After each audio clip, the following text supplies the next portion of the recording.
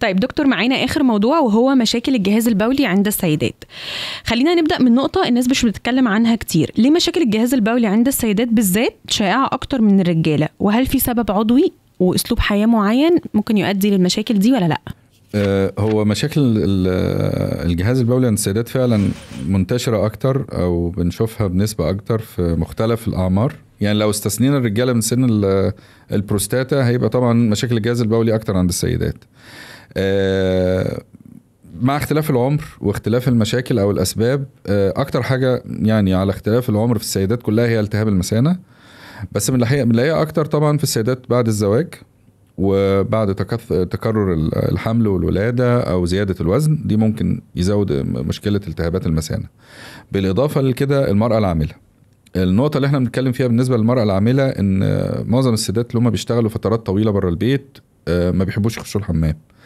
يعني ممكن المريضة تيجي تقول لي يا دكتور انا بنزل الساعة 9 وبرجع البيت الساعة 5 أو 6، طول الفترة دي انا ما بدخلش الحمام خالص علشان انا ما بحبش ادخل الحمام برا البيت. ودي بتعمل مشكلة كبيرة، لان هي علشان بتعمل كده ما بتشربش مية، وبالتالي لما ما بتشربش مية كويس ده بيحصل احتقان في الجهاز البولي، بيحصل ترسيب للأملاح، وفي نفس الوقت بيزود فرصة تكون الميكروبات وسهولة دخولها إلى مجرى البول.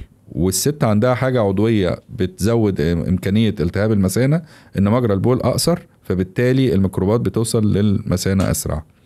بالإضافة لكده إن المشكلة قلة شرب المية في السيدة العاملة بتخليها تصاب أكتر أو تتعرض أكتر للإمساك، والإمساك ليه مشاكل برضو مرتبطة بالتهابات المثانة واضطرابات الجهاز البولي عند السيدات. فبتبقى حلقة مفرغة ما بين مشكلة التهاب المثانة ومشكلة الإمساك، والاثنين سبب مباشر ليهم قلة شرب المية وعدم دخول الحمام بانتظام.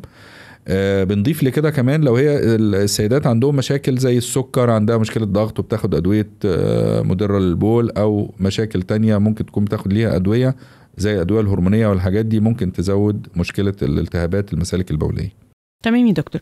طيب كتير بنسمع عن التهاب مجرى البول عند السيدات، بس في التهابات بتيجي كل شوية وفي التهابات بتيجي على فترات متباعدة. ممكن تقول لي ايه الفرق ما بين التهاب عابر والتهاب مزمن، وامتى الست تبدأ تقلق؟ التهاب عابر ده زي اللي بنشوفه مثلا في حالات بعد الزواج، يعني زي ما بنقول اللي هو التهاب مثانة شهر العسل.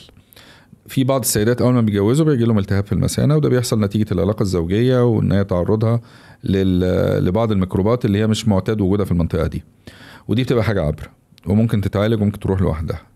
التهاب المتكرر بقى والمزمن، وده خلينا نفرق ما بين الالتهاب المتكرر والمزمن. المتكرر ده يعني بيتكرر ممكن مرة كل شهر او كل شهرين. الالتهاب المزمن ده معناه ان اي وقت بتعمل تحليل بنلاقي فيه صديد في البول. الالتهابات دي بتبقى مرتبطة أكتر بالسن الأكبر في السيدات، أو لو عندهم مشاكل أخرى عضوية زي السيدات بعد سن اليأس، أو نتيجة استخدام بعض الهرمونات أو بعض العمليات، أو نتيجة وجود إمساك مزمن زي ما قلنا قبل كده، أو نتيجة وجود سكر مع عدم السيطرة عليه كويس، فبالتالي بيعمل التهابات متكررة في الجهاز التناسلي وإفرازات هرمونية، إفرازات مهبلية بتزود فرصة الالتهاب في المثانة سواء بكتيري أو فطري. تمام. طيب دكتور، في سيدات بتشتكي من تكرار التبول خاصة بالليل، ده ممكن يكون طبيعي ولا لأ؟ وهل ده لو دل على علامة بيدل على مشكلة كبيرة؟ التبول بالليل ممكن يكون ليه علاقة بلخبطة في الكنترول أو في السيطرة على الفسيولوجية السوائل جوه الجسم. بمعنى إن زي ما قلنا قبل كده إن الست ما بتحبش تخش الحمام طول النهار، بترجع البيت عطشانة وتعبانة، بتتغدى وبتقعد تشرب مية علشان تعوض اللي ما شربتوش طول النهار. فبالتالي الفترة اللي هي بعد الساعة 6-7 المغرب تلاقي بتشرب لها مثلا 1.5 أو 2 لتر مية، عصاير، مشاريب سخنة، ممكن كافيين. ده بيخليها تصحى كتير تخش الحمام بالليل. ده ممكن يكون سبب. السبب التاني لو هي مريضة سكر والسكر عندها مش كنترول مظبوط، ممكن يخليها تصحى تخش الحمام كتير بالليل. لو هي مريضة ضغط وبيجي لها تورم في رجليها نتيجة انها بتقف على رجليها كتير، او ان هي في مشاكل في الاوعية الدموية بتاعت الرجلين، فبالتالي الرجلين بتورم، فلما بتنام على ظهرها اثناء النوم السوائل اللي في الرجلين دي بتخش الجهاز الدوري وتوصل للمثانة عن طريق الكلى، فبتزود فرصة الصحيان بالليل لدخول الحمام. فده ممكن يكون حاجة بس نتيجة العادات السيئة لتوزيع السوائل على مدار اليوم، أو ممكن يكون مشكلة عضوية. تمام يا دكتور. طيب في نقطة حساسة شوية حابة أتكلم فيها. بعض السيدات بيشتكوا من تسريب بسيط في البول وقت الضحك أو وقت الكحة، ده بيحصل ليه؟ وهل ليه علاقة بالولادة الطبيعية؟ احنا بنتكلم كده دلوقتي عن حاجة تحت عنوان كبير اسمه السلس البولي عند السيدات، وده أنواع مختلفة. في سلس البولي نتيجة زيادة نشاط عضلات المثانة، وده بيحصل ان ممكن عرضه بيبقى مش مرتبط قوي بالكحة او العطس، بيبقى مرتبط اكتر بان المثانة لما بتتملي او اقل ما بتتملي بشوية بيبقى فيه انقباضات الست ما بتقدرش تسيطر عليها، فبتبقى عايزة تجري على الحمام وممكن البول يسبقها.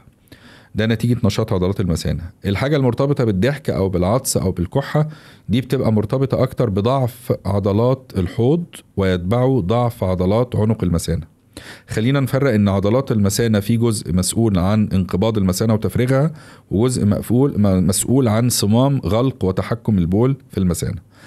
الصمام هو ده المشكلة اللي بيبقى فيها اللي حضرتك بتقولي عليه، اللي هو الضحك او العطس او الكحة بينزل معاها بول او تسريب، وده مرتبط ارتباط مباشر بالولادة الطبيعية. وفي حالات بالذات الولادة الطبيعية اللي بيبقى بتاخد وقت طويل أو بيبقى فيها مشاكل أو ولادة متعثرة، بالإضافة للحالات اللي بيبقى فيها بعد الولادة زيادة شوية في الوزن، فبالتالي الولادة أساسا عملية الولادة في حد ذاتها بتعمل ضعف في عضلات الحوض شوية، زيادة الوزن بتساعد، بعض الهرمونات بتساعد، فالحاجات دي كلها بيبقى ليها دور في ان عنق المثانة بيبقى اضعف من الطبيعي، فبالتالي الضغط جوه البطن لما يزيد مع ضحك مع عطس مع انها تشيل حاجة تقيلة انها تعمل مجهود، تلاقي بعض البول ينزل غصب عنها. هل في علاقة بين سن انقطاع الطمث ومشاكل الجهاز البولي؟ وهل الستات بعد 40 بيكونوا محتاجين يغيروا من أسلوب المتابعة الصحية في النقطة دي؟ في صلة مباشرة طبعا بعد انقطاع الطمث ومشاكل الجهاز البولي، نتيجة ان الجهاز البولي جزء منه عند السيدات مرتبط ومعتمد على الهرمونات اللي بتفرز من الجهاز التناسلي، بمعنى ان الغشاء المبطن لمجرى البول الطرفي اللي موجود جنب المهبل بيعتمد على هذه الهرمونات دي لما بتقل بعد الطمث بيحصل نوع من انواع الجفاف والتشقق في منطقة مجرى البول المرتبطة بالمهبل.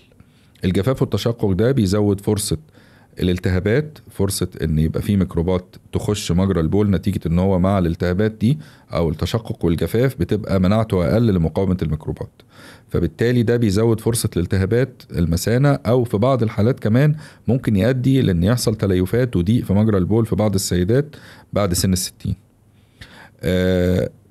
طبعا المتابعة او التقييم بالنسبة للجهاز البولي بعد توقف الطمث بيبقى جزء من التنسيق مع استشاري النساء، لان في اي ست بعد توقف الطمث لازم تعمل تقييم للوضع العام بتاعها من ناحية الجهاز التناسلي والثديين مع استشاري النساء، وبيبقى جزء منه بعض التحاليل اللي ليها علاقة بالجهاز البولي زي تحليل البول زي السونار اللي بنقيم بيها برضو اذا كان في التهابات متكررة او املاح او مشاكل مرتبطة بالتهابات مجرى البول في السيدات بعد سن الطمث. تمام يا دكتور. طيب بما ان في سيدات بتكسل تروح للدكتور في مشاكل البول، تحب تقول لهم ايه وامتى لازم نلجأ للدكتور بشكل مباشر؟ اول حاجه لازم يسمعوا النصائح اللي انا كنت بتكلم فيها بالنسبه للسيده العامله عموما او الستات عموما، ان هم يشربوا ميه كويس ويحاولوا دايما يملوا المثانه ويفضوها بصفه دوريه، ما يمسكوش نفسهم فترات طويله، والامساك وقله شرب الميه، دي حاجات مهمه جدا. لما بتلاحظ ان هو في تكرر في الاعراض بتاعه التهاب المثانه، والاعراض الاساسيه ان وجود حرقان في البول، ممكن تلاقي دم في البول، ممكن تلاقي نفسها مره واحده بتخش حمام كتير جدا وهي اساسا ما كانتش ده الطبيعي او المعتاد بتاعها، ففي الحالة دي لازم تكشف وتشوف دكتور مسالك متخصص في الموضوع ده. تمام يا دكتور. طيب هل مشاكل الجهاز البولي عند السيدات ممكن يبقى ليها تأثير على العلاقة الزوجية؟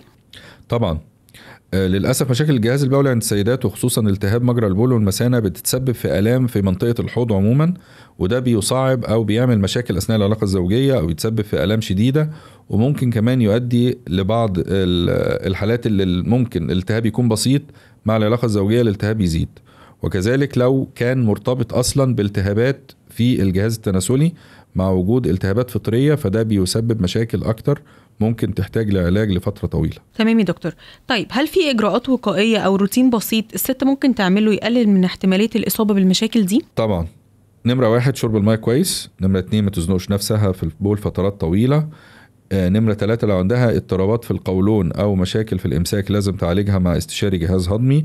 نمرة 4 المحافظة على النظافة الشخصية واستخدام المنظفات الخفيفة، مش يعني في بعض السيدات بيبقى بوجهة نظرهم ان هي كل ما يبقى المطهر او الغسول المهبلي اقوى كل ما ده يبقى احسن، بالعكس في بعض الحاجات اللطيفة او الخفيفة اللي ممكن تستخدم، ودي بيبقى تأثيرها احسن، بس اهم حاجة فيها الانتظام. تمام يا دكتور. طيب اخر حاجة، لو في سيدة حاليا عندها اعراض بسيطة بس مترددة تروح لدكتور، تحب تقول لها ايه؟ اقول لها انه مبدئيا يعني تحاول انها تتبع الارشادات اللي انا قلت عليها دي، مع انها تشرب ميه كويس، وابسط حاجه ممكن تعمل تحليل بول وتستشير دكتور مسالك او دكتور باطني في التحليل، ولو في حاجه اكتر من كده ممكن نعملها لها. انما معظم الحالات دي لو اعراض بسيطه ممكن تتحسن بشرب الميه، ولو هي عندها امساك وتعالجت ممكن الموضوع ينتهي. تمام يا دكتور. طيب شكرا جدا ان حضرتك جاوبتنا على اهم مشاكل الجهاز البولي عند السيدات، وطبعا لو في اي سؤال تاني احنا ما جاوبناش عليه هنجاوب عليه من خلال صفحتنا على السوشيال ميديا. تمام يا دكتور، ميرسي.